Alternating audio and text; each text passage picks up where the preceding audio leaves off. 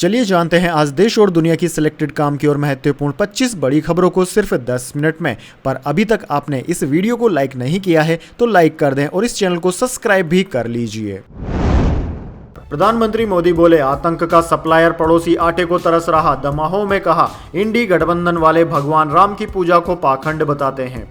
जी हाँ दोस्तों, प्रधानमंत्री मोदी ने पाकिस्तान का नाम लिए बिना कहा कि हमारा एक पड़ोसी जो आतंक का सप्लायर था वो अब आटे की सप्लाई के लिए तरस रहा है। ऐसे हालातों में हमारा भारत दुनिया में सबसे तेजी से विकसित हो रहा है। प्रधानमंत्री मोदी शुक्रवार दोपहर में दमाहो में चुनावी सभा को संबोधित कर रहे थे। इस दौरान उन्होंने कांग्रेस और इंडिया अलायंस पर जमकर निशाना साधा। उन्होंने कहा कि यह लोग सनातन को डेंगू मलेरिया कहते हैं, भगवान राम की पूजा को पाखंड बताते हैं। वहीं दोस्तों, प्रधानमंत्री ने कहा कि परिवारवादी और भ्रष्टाचारवादी नेताओं को मोदी की गारंटी बेचैन कर रही है। वह कहते हैं कि तीसरी बार भाजपा की सरकार बनी तो देश में आग लग जाएगी। इंडिया गठबंधन के लोग मोदी को आए दिन धमकियां दे रहे हैं, लेकिन मोदी इन धमकियों से न पहले डरा है न कभी डर सकता है। चलिए दोस्तों, जान लेते हैं इसके बाद अगली बड़ी खबर। केजरीवाल बोले, 48 बार खाना आया, आम सिर्फ 3 बार। ईडी ने कहा था जानबूझकर आम और मिठाई खा रहे हैं ताकि शुगर बढ़े और बेल मिले। जी हाँ दोस्तों, दिल्ली के मुख्यमंत्री अरविंद केजरीवाल पर परिवर्तन निदेशालय ने गुरुवार 18 अप्रैल को आरोप लगाया था कि वे जेल में जानबूझकर मीठा खा रहे हैं ताकि इससे उनका शुगर लेवल बढ़ जाए और उन्हें मेडिकल के आधार पर जमानत मिल जाए। वहीं दोस्तों, केजरीवाल ने रावल्स एवेन्यू कोर्ट में शुगर लेवल की रेगुलर जांच और वीडियो कॉन्फ्रेंस के जरिए डॉक्टरों से परामर्श की याचिका लगाई थी। इस पर शुक्रवार को सुनवाई हुई। केजरीवाल की तरफ से अभिषेक मनु सिंघवी, रमेश गुप्ता ने और ईडी की तरफ से जोहेब हुसैन ने दलीलें दी। सिंघवी ने कोर्ट में बताया कि केजरीवाल के घर से 48 बार खाना आया, उनमें से केवल 3 बार ही आम आए थे। कोर्ट ने सभी पक्षों को सुनने के बाद ईडी से अपना जवाब दाखिल करने को कहा है। साथ ही फैसला 22 अप्रैल तक के लिए सुरक्षित रख लिया है। चलिए दोस्तों, जान लेते हैं इसके बाद अगली बड़ी खबर। ईरान के परमाणु ठिकाने वाले शहर पर इजराइल का हमला। पेरिस में ईरानी कॉन्सुलेट में घुसा शख्स हुआ गिरफ्तार। सुरक्षा बलों ने इलाके को घेरा।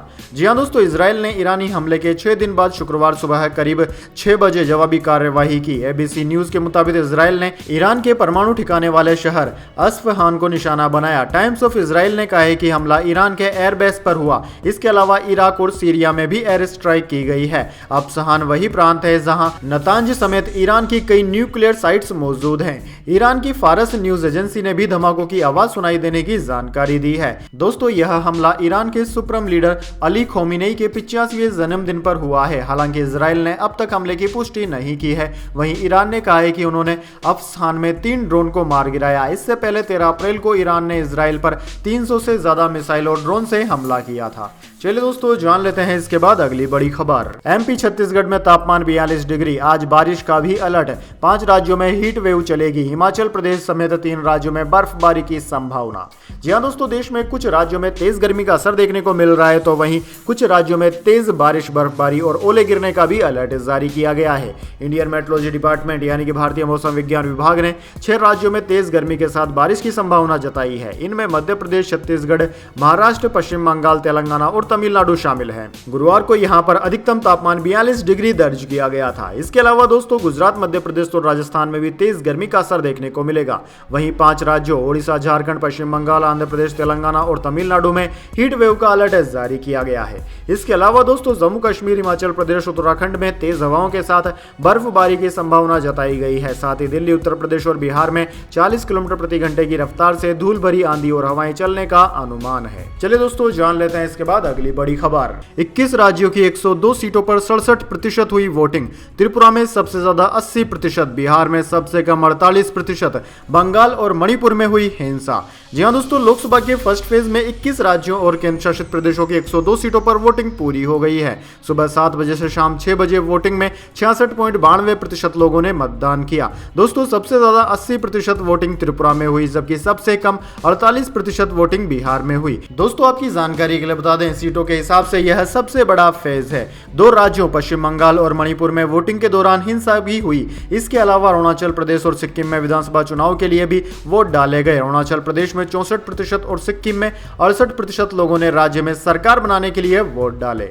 चलिए दोस्तों, जान लेते हैं इसके बाद अगली बड़ी खबर। बस बहुत हो गया, ईडी ने जब्त की 98 करोड़ की संपत्ति तो भड़के राज कुंद्रा ने शेयर कर डाला यह पोस्ट। जी हाँ दोस्तों, बॉलीवुड एक्ट्रेस शिल्पा शेट्टी और उनके पति राज कुंद्रा इन दिनों ईडी की कार्रवाई को लेकर चर्चाओं में छाए हुए हैं। हालांकि दोस्तों वो मीडिया के सामने इस मामले को लेकर कोई बयान नहीं दे रहे हैं, लेकिन राज कुंद्रा लगातार अपने सोशल मीडिया पर ऐसी स्टोरी शेयर कर रहे हैं जिनको देखने के बाद यूजर्स को ईडी की कार्रवाई से जोड़कर देख रहे हैं।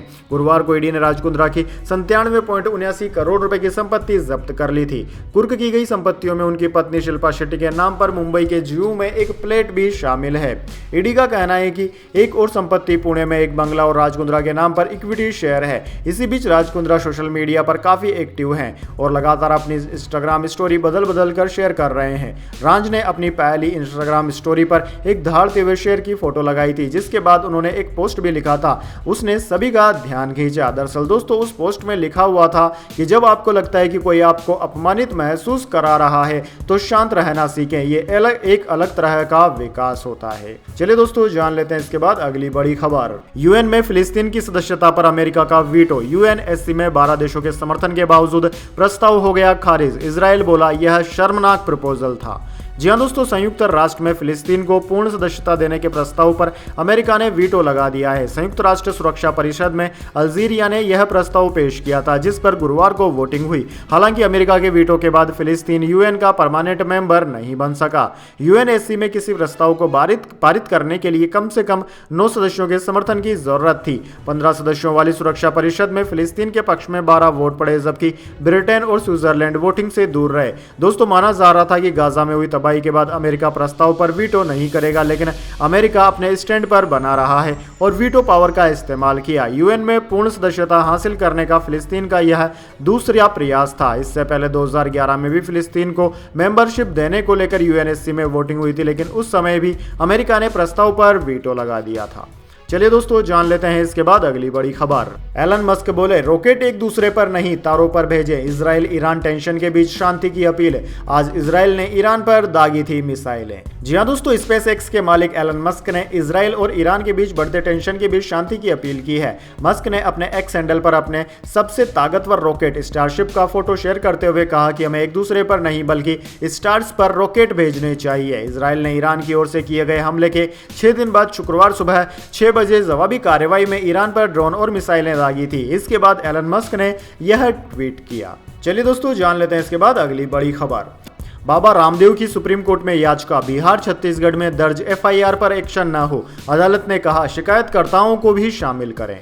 जी हाँ दोस्तों, सुप्रीम कोर्ट ने शुक्रवार को योग गुरु बाबा रामदेव की एक याचिका पर सुनवाई की, जिसमें उन्होंने कोविड-19 महामारी के दौरान एलोपैथिक दवाओं के इस्तेमाल के खिलाफ उनकी टिप्पणियों पर दर्ज की गई एफआईआर क्लब करने और दिल्ली ट्रांसफर करने की मांग की थी। जस्टिस एम सुंदरेश समेत 2 जजों की बेंच ने बाबा रामदेव से उन लोगों को भी पार्टी बनाने का निर्देश दिया है जिन्होंने व्यक्तिगत तौर पर उनके खिलाफ शिकायत दर्ज कराई थी। बेंच ने सुनवाई की अगली तारीख जुलाई में तय की है। वहीं दोस्तों बाबा रामदेव के खिलाफ आईएमए के पटना, बिहार और रायपुर छत्तीसगढ़ चैप्टर ने 2021 में एफआईआर की थी। अपनी याचिका में रामदेव ने केंद्र, बिहार, छत्तीसगढ़ और आईएमए को पार्टी बनाया है। रामदेव ने इन एफआईआर पर एक्शन रोकने की भी मांग की थी। रामदेव और आचार्य बालकृष्ण के खिलाफ आईएमए की याचिका पर पहले से सुनवाई जारी है। जस्टिस हिमा कोहली और जस्टिस अहसानुद्दीन की बेंच ने उन्हें 7 दिन का समय दिया है। इस मामले में अगली सुनवाई 23 अप्रैल को होने वाली है।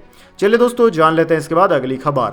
सेंसेक्स 599 अंक बढ़कर 73,088 पर बंद। निफ्टी भी 151 अंक चढ़ा। बैंक और फाइनेंशियल सर्विसेज के शेयरों में सबसे ज्यादा तेजी।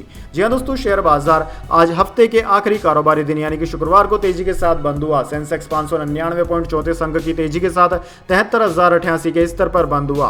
वहीं निफ्टी में भी 151 अंक की तेजी रही। यह 22,147 के स्तर पर बंद हुआ। दोस्तों बाजार में आज करीब 700 अंकों की गिरावट के बाद यह शानदार रिकवरी देखने को मिली। सेंसेक्स के 30 शेयरों में से 22 में तेजी रही और सिर्फ 8 में गिरावट देखने को मिली। आज के कारोबार में पीएसयू बैंक, प्राइवेट बैंक और फाइनेंशियल सर्विसेज के शेयर में सबसे ज्यादा तेजी देखने को मिली। वहीं दोस्तों बात कर लेते हैं हम निफ्टी 50 के टॉप गेनर और टॉप लूजर स्टॉक्स की। तो दोस्तों निफ्टी 50 के टॉप गेनर्स में बजाज फाइनेंस, महिंद्रा एंड महिंद्रा और एचडीएफसी बैंक रहे, जबकि निफ्टी 50 के टॉप लूजर्स में बजाज ऑटो, नेस्ले इंडिया और डेविस लैब रहे।